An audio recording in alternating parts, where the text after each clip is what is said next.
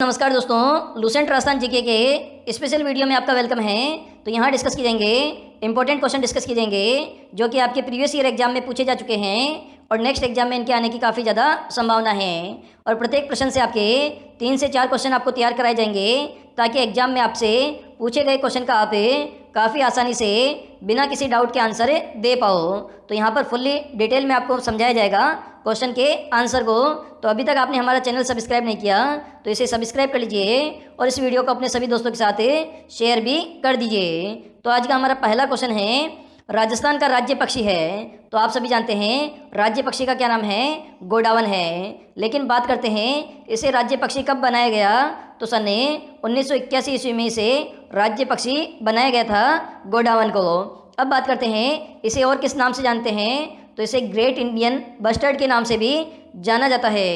और इसके वैज्ञानिक नाम की हम बात करें तो क्या है, नाइजीस्ट्रेप्स एरिया ऑटिज्म इसका वैज्ञानिक नाम है। और इसकी हम बात करें किन क्षेत्रों में ये पाया जाता है, तो सबसे ज़्यादा ये मरु उद्यान जो कि आपका जैसलमेर में स्थित है यहाँ पर पाया जाता है। इसके अलावा सोरसेन बारा में पाया जाता है और सोकलिया अजमेर के क्षेत्र में भी ये पाया जाता है। और इसकी ऊंचाई की हम बात करें, गोडावन पक्षी की ऊंचाई कितनी होती है, एग्जाम में पूछा गया क्वेश्चन है, तो 4 फुट इसकी ऊंचाई होती है। ये भी आपको याद रखना है। तो ये सभी क्वेश्चन आपको तैयार हो जाएंगे यहाँ से। पक्षी कौन है, गोडावन है, कब घोषित किया, 1981 में घोषित किया, कितने फुट ऊंचाई है, 4 फुट ऊंचाई है, कहाँ पाया जाता है, मरु उद्यान में पाया जाता है, सोरसेन में पाया जाता है और साकलिया अजमेर में पाया जाता है। प्रश्न है, राजस्थान के किस भाग में ऊंचाई के साथ वनस्पति के स्वरूप में ऊंचाई कटिबंधता पाई जाती है, तो ये दक्षिणी क्षेत्र में पाई जाती है जहाँ पर शुष्क सागवान वन पाए जाते हैं। यहाँ पर ऊंचाई के साथ में वनस्पति के स्वरूप में कटिबंधता पाई जाती है। अगला प्रश्न है, निम्नलिखित में से मत्स्य संघ की राजधानी कौन सी थी, तो अलवर थी। मत्स्य संघ की राजधानी कौन थी, तो अलवर थी। अगला प्रश्न है आपका, खेजड़ी और बबूल प्रकार की वनस्पति की प्रधानता राजस्थान के किस क्षेत्र में अधिक है, तो ये आपके जो लूनी नदी का क्षेत्र है और जवाई जो नदी है उसका क्षेत्र है, उस क्षेत्र में सबसे अधिक खेजड़ी और बबूल की वनस्पति पाई जाती है। अगला प्रश्न है आपका, राजस्थान में मावट किससे संबंधित है, तो पश्चिमी विक्षोभों से जो शीतकालीन वर्षा होती है उसे क्या कहते हैं, उसे मावट कहा जाता है। और ये रबी की फसल के लिए अत्यधिक उपयोगी वर्षा होती है। अगला प्रश्न है, निम्नलिखित में से राजस्थान में किस श्रेणी की मिट्टी नहीं पाई जाती है, तो यहाँ पर हिस्टिसोल्स प्रकार की जो मिट्टी है वो नहीं पाई जाती है। इसके अलावा एरिडोसोल्स मिट्टी पश्चिमी मरुस्थल में पाई जाती है। अल्फीसोस मृदि आपके हाड़ौती क्षेत्र के अलावा जो क्षेत्र है जिसमें जयपुर, दौसा, टोंक, अलवर का क्षेत्र आता है, यहाँ पर अल्फीसोस मृदा पाई जाती है। और जो एंटीसोल्स मृदा है ये आपके उदयपुर सिरोही क्षेत्र में पाई जाती है, जबकि हिस्टिसोल्स मृदा राजस्थान में नहीं पाई जाती है। अगला प्रश्न है, राजस्थान में मिट्टी से बना बांध कौन सा है, तो पांचना बांध है जिसमें 5 नदियों का पानी आता है, इस कारण से इसका नाम पांचना बांध रखा गया है। और ये करौली जिले में स्थित है और ये राजस्थान का एकमात्र और सबसे बड़ा मिट्टी से बना हुआ बांध है। अगला प्रश्न है, गागरोन दुर्ग जिस कोटि में आता है वह है, तो ये जल दुर्ग की कोटि में आता है क्योंकि काली सिंध और आहू नदियों के संगम पर स्थित है गागरोन का दुर्ग, इसलिए इसे जल दुर्ग की श्रेणी में रखा गया है।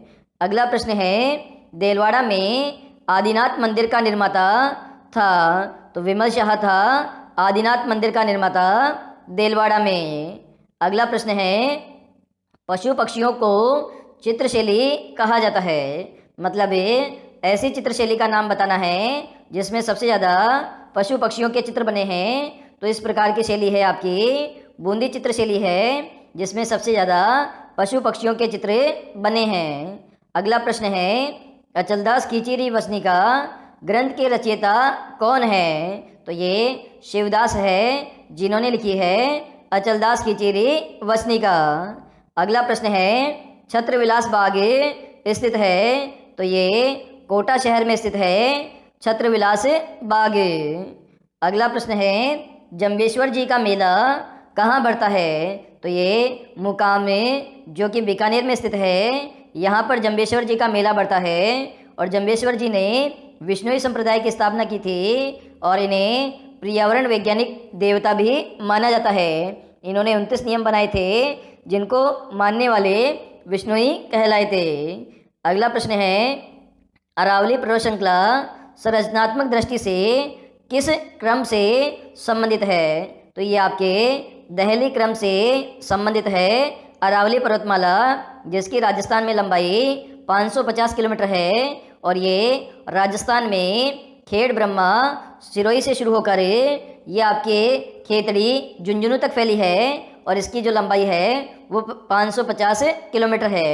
और कुल लंबाई की बात करें तो 692 किलोमीटर है अरावली पर्वतमाला की कुल लंबाई, और राजस्थान का लगभग 9% क्षेत्रफल कवर करती है अरावली पर्वतमाला।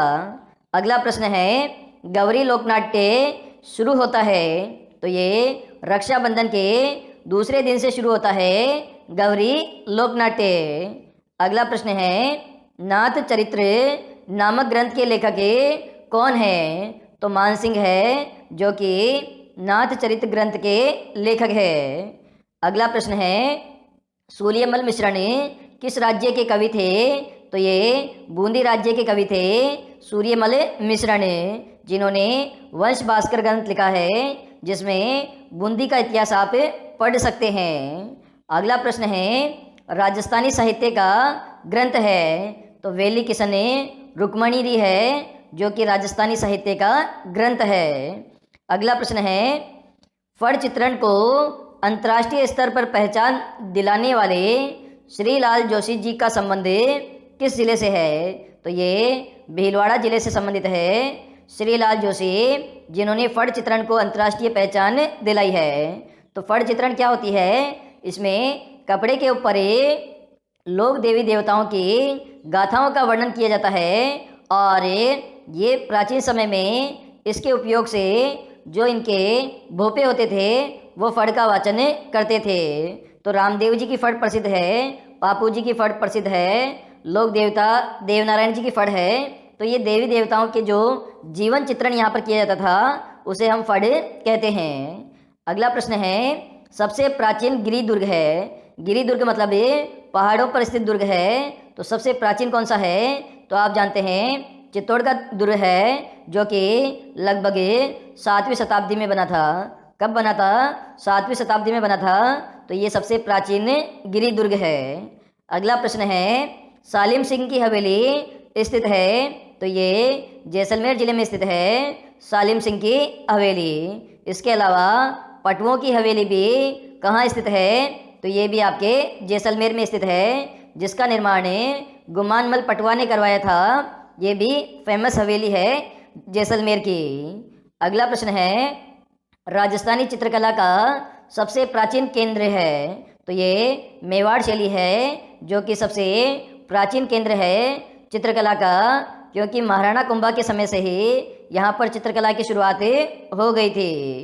अगला प्रश्न है, पुरुष लंबे चौड़े गठीले बदन के, स्त्रियाँ गठीली बदन की किस शैली की विशेषता है? तो ये आपके मारवाड़ चित्र शैली की विशेषता है, जिसमें पुरुषों को लंबे चौड़े गठीले बदन का बताया गया है और स्त्रियों को भी गठीले बदन का बताया गया है। अगला प्रश्न है, अपने चित्र विलक्षणता के कारण प्रसिद्ध होने वाली चित्र शैली है? तो ये नाथद्वारा चित्र शैली है, जो कि अपने चित्र विलक्षणता के कारण प्रसिद्ध हुई है। और ये कलीला और दमना दो पात्र है नाथद्वारा चित्र शैली के, और यहाँ की पिछवाइयाँ प्रसिद्ध है। पिछवाइयाँ क्या होती है?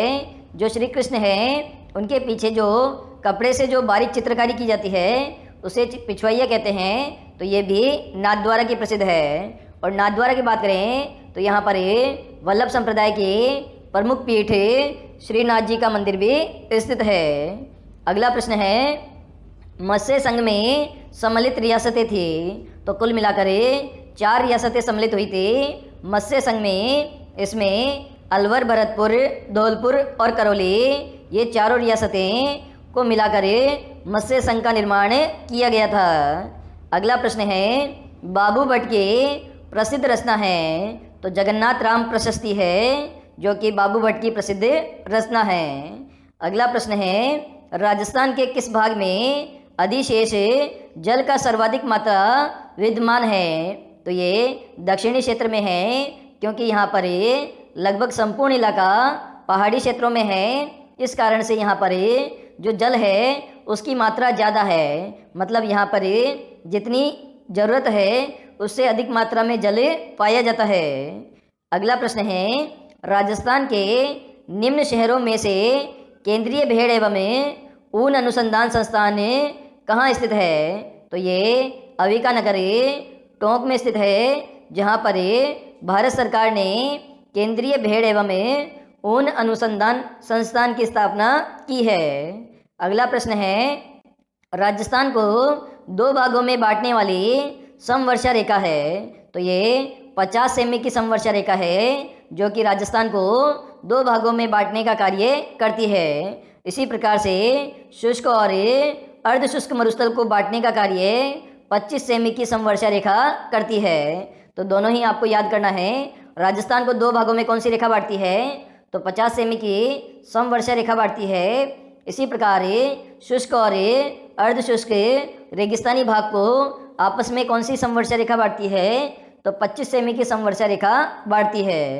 अगला प्रश्न है, राजस्थान राज्य में लाल दोमट मिट्टी जिन जिलों में पाई जाती है वह है? तो ये उदयपुर और डूंगरपुर जिलों में पाई जाती है, क्योंकि यहाँ पर पर्वतीय प्रदेश है, जिससे पहाड़ों की मिट्टी बारिश के साथ नीचे आती है और इसमें लोहे तत्व की मात्रा होने के कारण इसका रंग लाल होता है। तो ये उदयपुर और डूंगरपुर क्षेत्र में पाई जाती है।